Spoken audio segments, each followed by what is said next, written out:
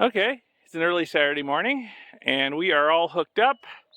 I'm hooked up with my truck to the trailer with the ATV on it. My wife's hooked up with the F-250 with the trailer with the camper on it. And we are about to take off and head over to Nebraska, about a 5 or 6 hour drive, for 2 weeks of fossil hunting in the Nebraska Badlands, which we do every year. This was another reason for me to drive out west this year, so we'd have 2 vehicles so that we could take the camper and the ATV. So this is hard to do with only one vehicle. Yeah, the F-250 lives out here, but the 150 I drove out in. So we'll be leaving pretty soon, heading east to Nebraska for 2 weeks of fossil hunting in the White River Badlands. And we'll be living in that while we're there. All right, maybe I'll give you some shots from the road. Oh, and one more thing before we go. Check out the state of the trees here. All right. Getting towards late spring, but winter lingers here in Wyoming. But when we get back in a few weeks, I think things are going to look a little bit different. Okay, we are pulling out and heading for Nebraska.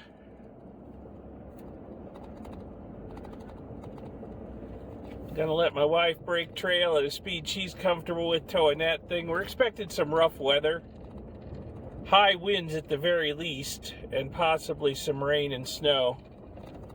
So, like I said, I'll let her just proceed at a speed she's comfortable with, pulling the trailer, and I'll just follow behind. Got a long way to go. Well, there's a view of Ocean Lake. We've made it onto the blacktop, heading east.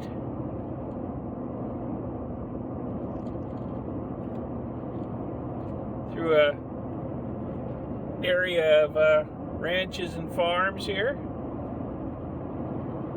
with Ocean Lake over on the right.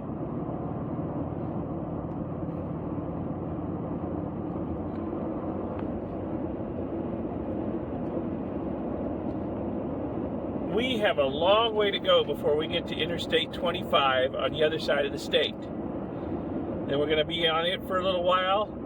Then we're going to get off and head east on several little roads like this through Nebraska.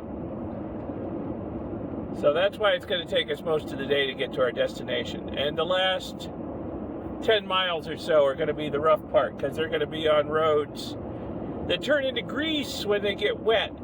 And it's been raining out there, and it's supposed to rain again. We're hoping to get there before the next storm. So we'll see how it goes.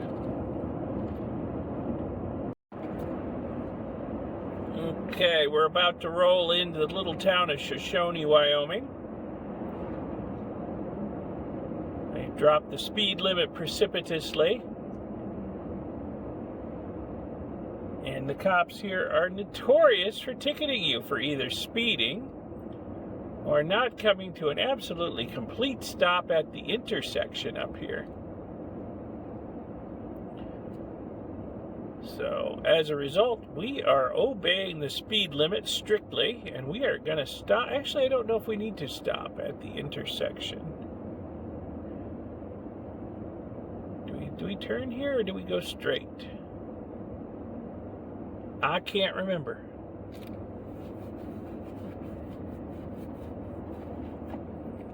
The wife's made this trip more often than me, so she'll know. There's not much to Shoshone. It's pretty small.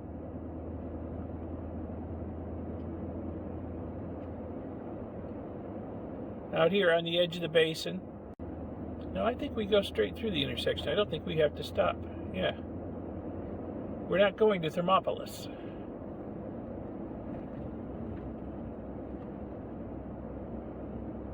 We're going to Casper, which is straight ahead, so we don't have to stop.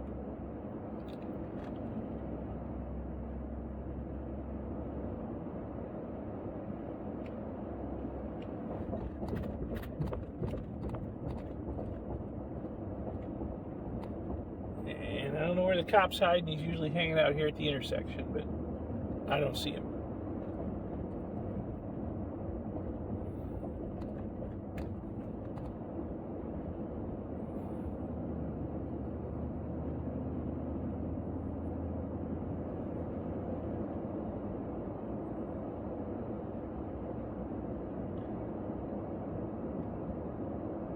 So we are just about through Shoshone. And next stop is Casper, which is quite a ways away. And there is absolutely nothing between here and there. Oh, there's an informational sign. Wind gusts 40 plus miles an hour. That's actually not too bad compared to what you can get around here. They'll close the highway. They got these like railroad crossing gates that they'll put down and close the highway if the conditions on it are too bad. They don't want to have to be coming out to rescue you.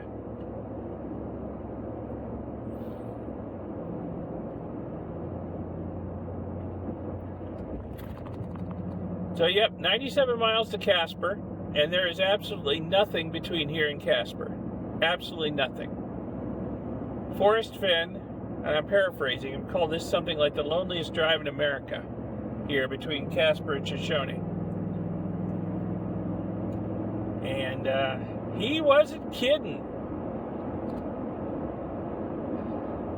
So this is pretty much what it's going to look like the whole way too. Hills, sagebrush.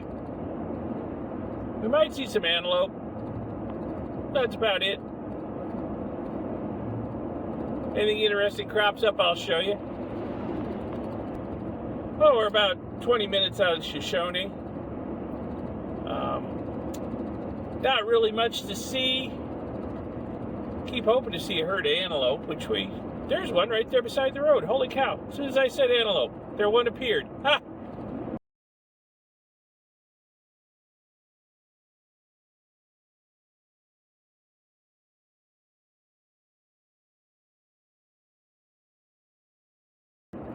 Well, anyway, we got to see an antelope right there beside the road. And I was just going to comment that this section of highway here is following the general trend I've seen in Wyoming on this trip, that everything's a lot greener than usual.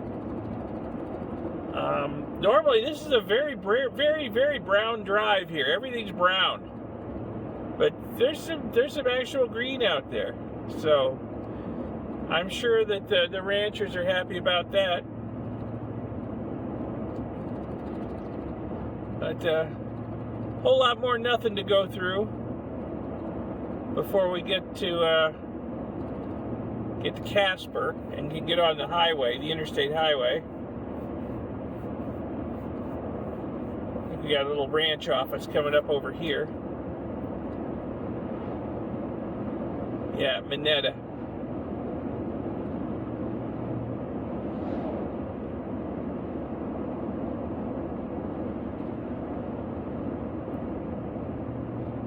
And a whole lot more nothing.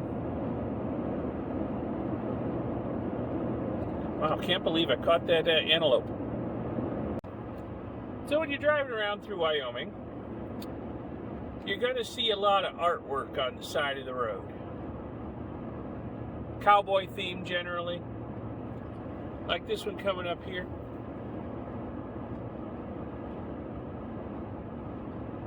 Just out in the middle of nowhere. There'll be some artwork. 307.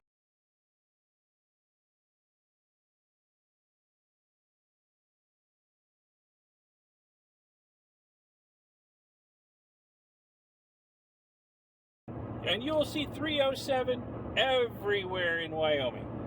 And you'll wonder to yourself, what does 307 mean? At least you'll wonder that the first or second time you come out here, because you'll find out. 307 is the area code for the state of Wyoming. The entire state has one area code, and they wear it with pride, let me tell you. 307 gets printed on shirts, on all the artwork. A lot of businesses are named 307, this, that, or the other thing. So yes, the state only needs one area code. There are fewer people living in this state than there are in the county that I live in back home. So, yeah, there's a whole lot of nothing out here in Wyoming, and just a couple of cities. They only need one area code. Anyway, we're still headed east. Maybe only about a third of the way to Casper so far, maybe a little more. But I'll tell you what, it's getting cloudy, and it's getting colder the further east we go. I don't know what it is, but the weather in eastern Wyoming, western Nebraska, a strip along the border between those two states always seems to be just terrible. It's where the Great Plains wash up against the Rocky Mountains, and you sort of get the worst of both worlds weather-wise in that area. So I wouldn't be surprised if we're getting rained on not too much further up the road. But it's certainly getting cloudy and cold. We still got a long way to go. Well, whoever thought of putting a rest area midway between Casper and Shoshone was a genius. Comes in handy for a comfort break. And I'll tell you what, you can't really tell, but the wind is just howling out there. But fortunately, it's blowing east, so it's a tailwind for us. It's not rocking us around on the road, not hurting our gas mileage, probably helping, because it is just howling. The sign said 40 miles an hour back at Shoshone. I wouldn't be surprised if it's stronger than that. That's okay. As long as we're heading east, it's not going to be a problem. But once we get to Casper, we're turning south. Then it'll be a crosswind. Coming up on the outskirts of Casper here. It's a big oil and gas town, Casper is. So it's all about the oil and gas here. But we're going to stop up here in a little bit for another comfort break. And also, as I've been driving behind the wife pulling the camper, I can see that the vent lid on top of the camper is not down tight. So we need to fix that before we get into rain and the inside of the camper gets wet, or we get into serious high winds and it just rips the thing off. So we'll work on that when we stop up here. So here we go, getting on I-25, heading south. We stopped. We tightened down that vent cover. So far, it doesn't seem to be flapping. We'll see how it handles highway speeds up here.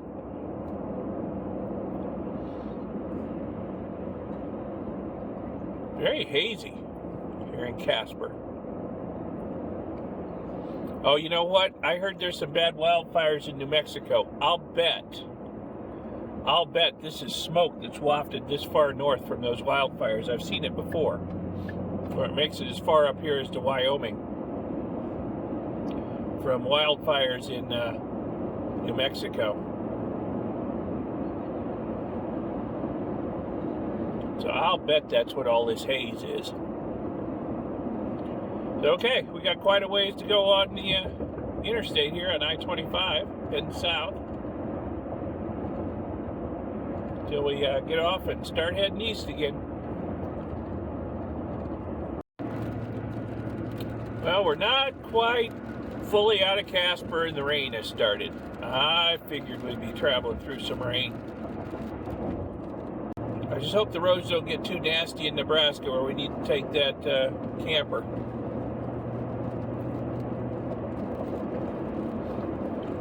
Wind gusts 40 plus miles per hour. Now it's going to be a crosswind.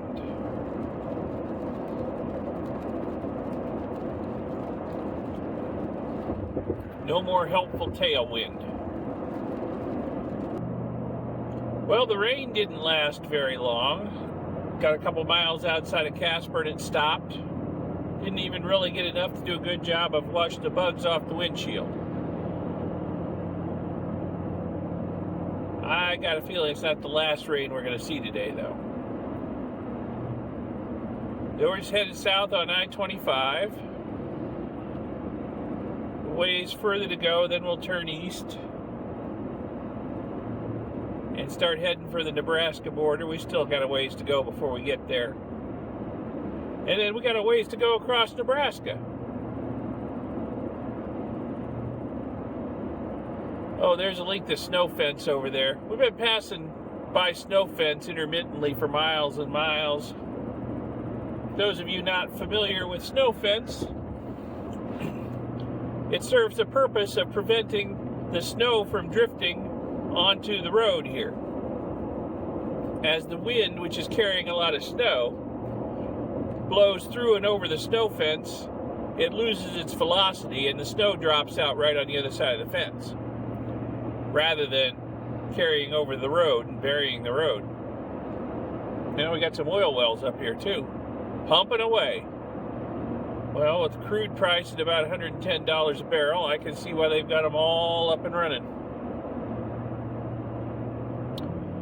But anyway, snow, they have a saying here in Wyoming, the snow never really melts in Wyoming, it just blows back and forth on the wind until it wears out. I can almost believe it. It's a very hilly stretch of road here. Up and down. Up and down. So here we are getting off at 25. Going to be back onto Highway 20. They ran parallel with each other for a while. And we're going to start heading east towards Lusk, Wyoming, and the Nebraska border beyond that. And the sun's actually come out. Starting to warm up a little bit. We'll see how long that lasts. Actually, it looks a lot better to the east now than it did earlier. Maybe we passed through the weather. We will find out what it's like up ahead. It's very rare to make this trip in good weather.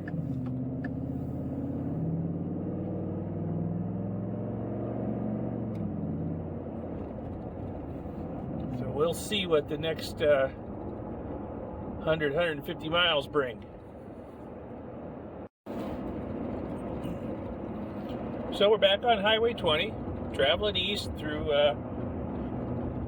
eastern Wyoming, and been passing little patches of snow, like is on the north-facing slope of that hill there,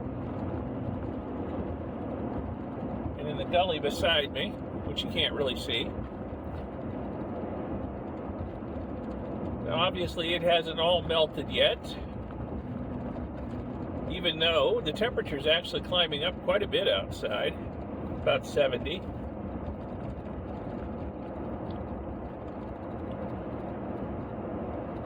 But the landscape's flattening out. So we're heading east, getting away from the Rockies, getting over towards the plains.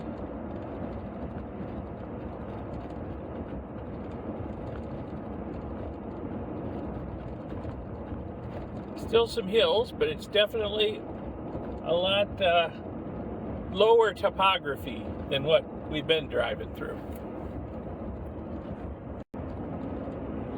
So as we're driving through Wyoming and into Nebraska, we're going to parallel these railroad tracks over here for hundreds of miles. And we'll probably pass a dozen of these big coal trains that's coming up here on the left. They rumble down these tracks all day, every day. Heading east full of coal, heading west empty to be refilled. This guy's heading east. Loaded up. As a good friend of mine would say, nothing to see here, just another train load of fuel for clean electric cars. Sign that points out the irony of electric vehicles. Something's got to produce the electricity. Long train, too.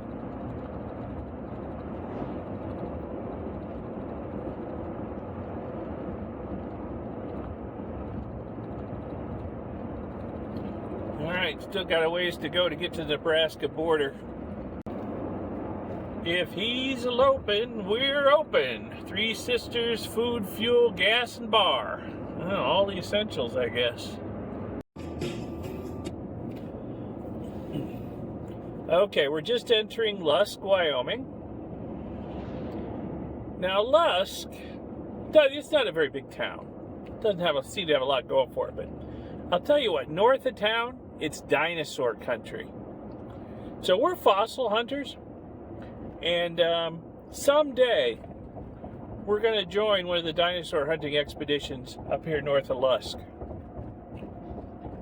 We got plans to do that. But for right now, we're headed off to Nebraska to look for Oligocene, Eocene, Miocene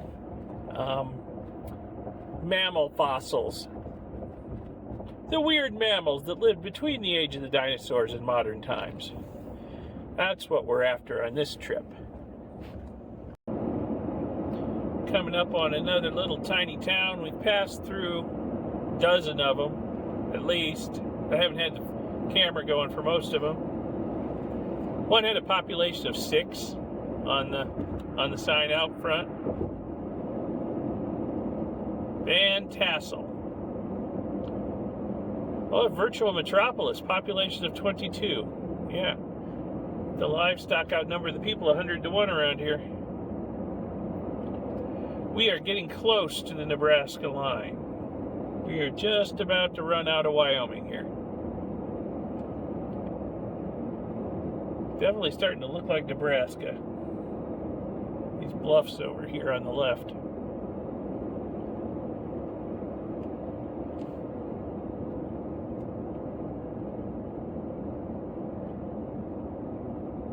Yep, we should be across the line pretty soon.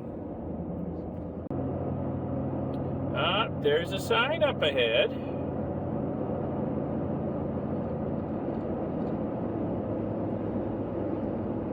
Nebraska, the good life. Home of Arbor Day. Okay. So 9 miles to Harrison, little tiny town just inside Nebraska. Friends of ours, the Kesselrings, live there. They used to run the High Plains Homestead where we're going to be staying. So, okay, we're in Nebraska, finally. It always takes a while to get here. And with minimal weather so far, we still got a ways to go in Nebraska now. And over some pretty bad roads in a while. But so far the weather has been manageable. Hopefully it'll stay that way. So we're coming up on the tiny town of Harrison. Next 4 exits. That's a joke, by the way. Basically, the next 4 crossroads, there are no exits. It's a very tiny town.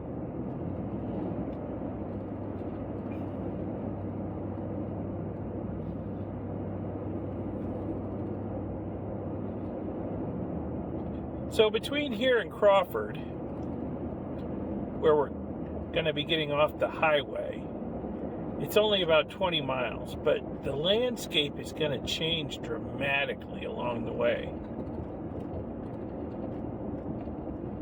We'll give you a look at it. It's pretty impressive.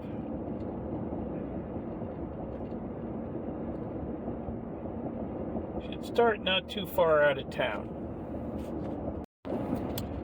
So, practically, in the blink of an eye, we go from the flat, treeless plains into this hilly, fairly heavily treed area here. And it would be more heavily treed if they hadn't had a big, bad fire here some years ago.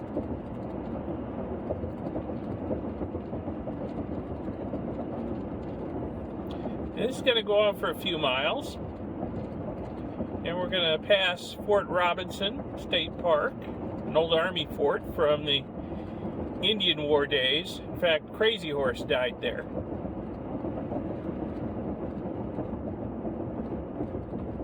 So, It's always worth a stop at Fort Robinson. There's a fair amount to see and do. Nice museum there. We'll probably end up in there at one point on this trip. On rainy days when we can't fossil hunt, we go out to museums and monuments and whatnot and explore.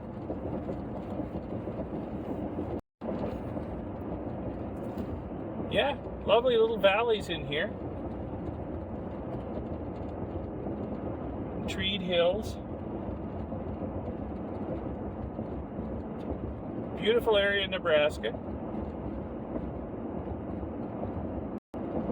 Bluffs up ahead.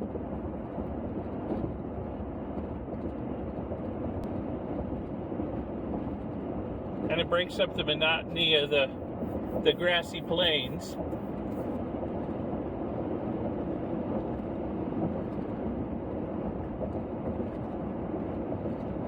Lots of cows. Oh, there's some sheep over there too. Here we are. We've been in Fort Robinson State Park for a few miles. It's pretty big, but here we are coming up on the fort proper.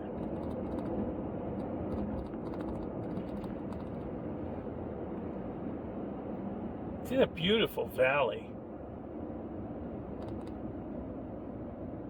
There's officers' quarters and barracks and veterinary hospital. Was a cavalry fort. Here's the museum over here, the Trailside Museum of Natural History. Fascinating stuff in there.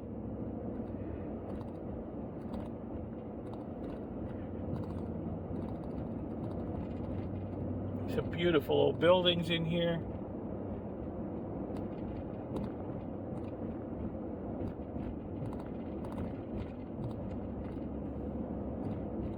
Comanche Hall.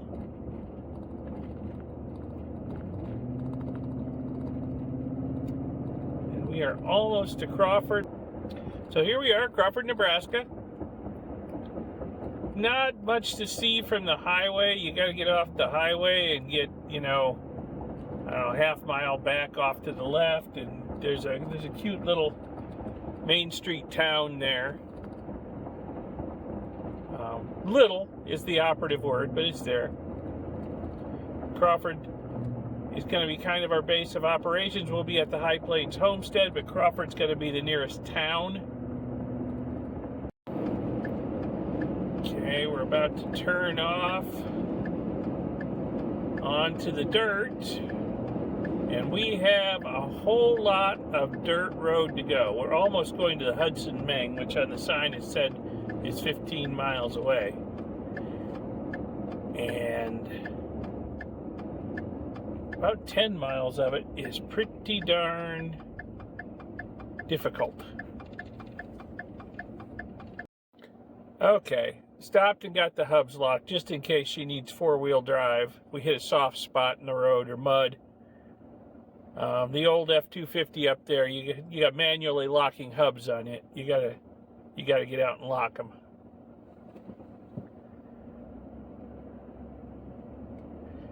But this is the good part of the road. A little washboarded, but other than that, not too bad. So when we get out into the Badlands, and there's a lot of the bentonite clay on the road, that's where it gets really nasty.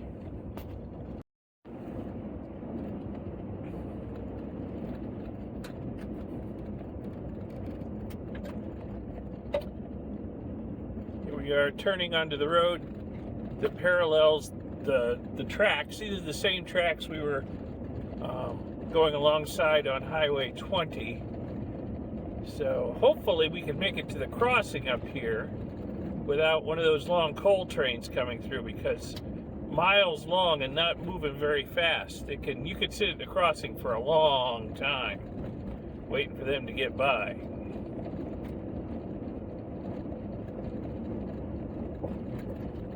The road seems very dry and hard, at least out here. That's good. Boy, it's windy though.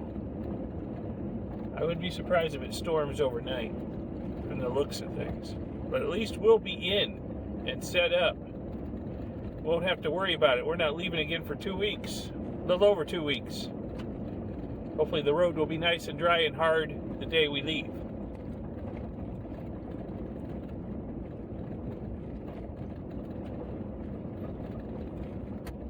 Yeah, High Plains Homestead Mercantile on that sign back there. That's where we're headed. Got a long way to go yet on these roads. So here we are entering the Ogallala National Grassland. Still traveling parallel to the railroad tracks on this road here. Got quite a ways to go before we get to our crossing.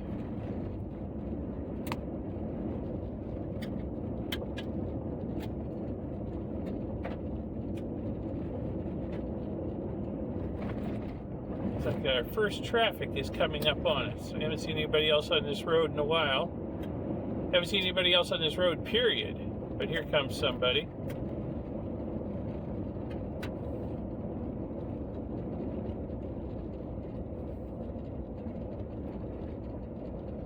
Tumbleweeds blowing across the road.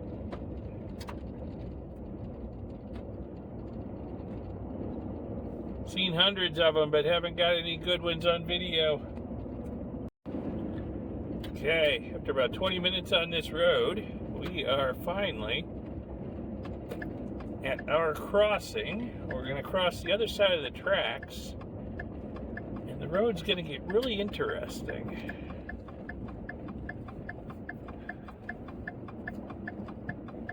No coal trains coming.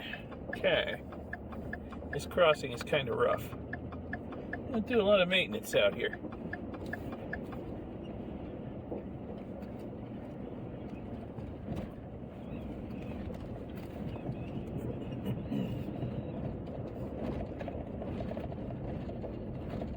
And we are in open range too.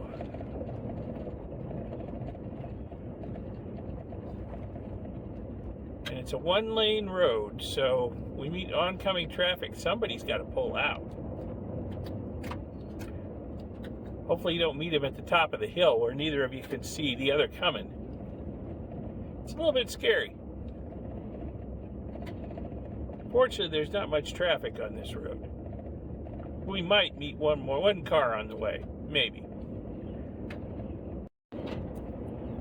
Okay, this spot we call Mother's Day Hill. It's our name for it, not an official name. The cell signal back here in the boondocks in Nebraska is so weak. We'd come out here to the top of this hill where we could kind of get a signal usually and call our moms on Mother's Day because we're always out here in May. So we're always out here in Mother's Day. And as we crest this hill, start heading down, you start getting a look at the sort of Badlands topography, especially over here on the right, that we're going to be fossil hunting in. We're not going to be in this particular area. This is all private and BLM land back here, but this is the kind of area we're going to be in. The locals call it Sand Hills. There's some on the other side of the road too. The locals call it the Sand Hills, but it's really bentonite clay, basically. Volcanic ash that was deposited here from massive eruptions to the west. 40, 50 million years ago. Thick beds of it, and it is weathered into bentonite clay and created this Badlands topography that we're driving through now, and that we'll be fossil hunting in.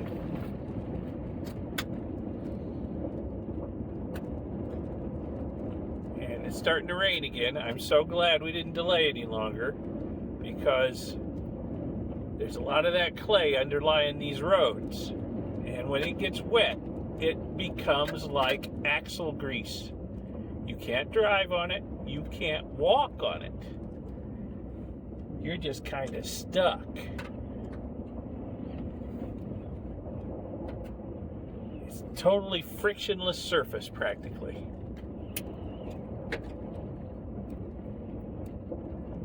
So I'm glad we're going to make it to the homestead before the rain comes in later tonight, it looks like. Isn't this an amazing drive, though? This landscape is just beyond belief. You're only seeing a fraction of it, you know? It's 360. Every direction you look, it's crazy cool.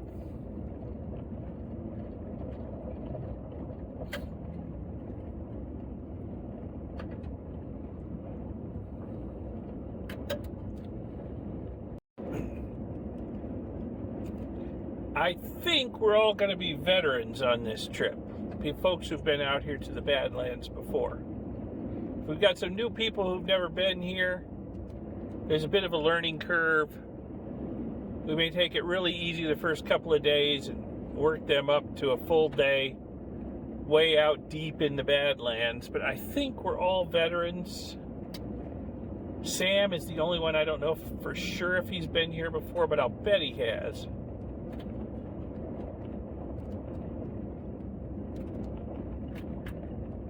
The rest of us have all been here several times at least, so we know exactly what to expect and what to do, how to handle the day on your own out in this topography, miles and miles from anything resembling civilization. We do everything as a group until we go hunting in the Badlands, then we all split up. We're all off doing our own thing, looking over our own little patch of ground. So you could go for hours and hours without seeing one of your compatriots out there in the deep Badlands. Got some hoodoos over here.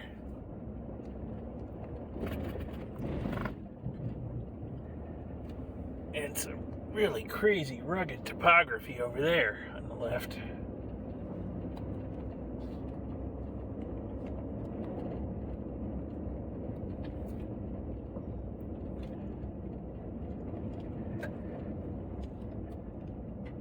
Ah, we have almost reached our destination. I can see it from here. High Plains Homestead. Normally, Leslie and I stay in one of the rooms in the homestead, but we brought our camper this time. We decided we've got this camper, we don't use it enough. Rather than leave it sitting in the big barn in Wyoming, we should take it out and actually put it to some use. So we're gonna stay in the camper for 2 weeks this time. Well, if that doesn't promote wedded togetherness, I don't know what does. Living together in, I don't know, 80, 100 square feet in each other's pockets the whole time, but, well, we can manage it. There's the donkeys.